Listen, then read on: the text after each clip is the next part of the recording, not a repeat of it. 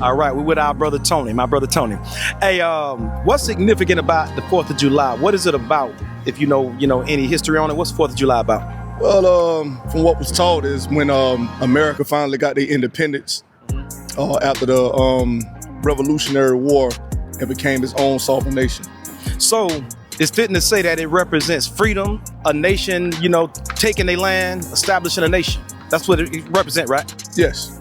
Okay, where was we, our people, blacks, Hispanics, where was we in 1776?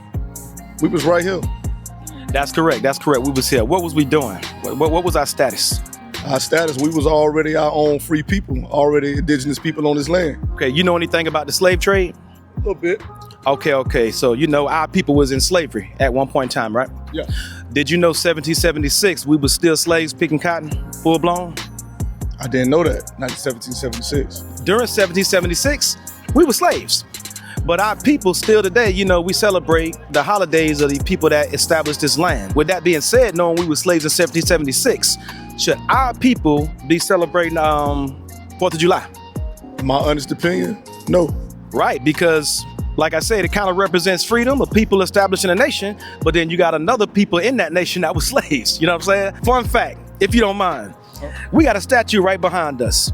We were so-called freed in 1865, if I'm correct. 1865. So we were still slaves during 1821 when this man was born. So let's read a little bit of that, saying that we celebrate 4th of July, which was 1776. So read a little bit of that.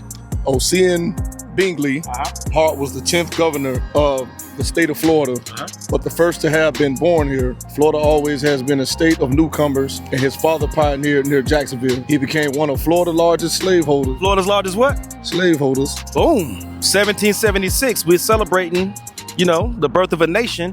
1821, when he was born, he was a slaveholder. So we were slaves during 1776, and we're living in a nation that reverences and respects these type of people. But as a people, we're still following those nations' customs and not really understanding why we do the things we do.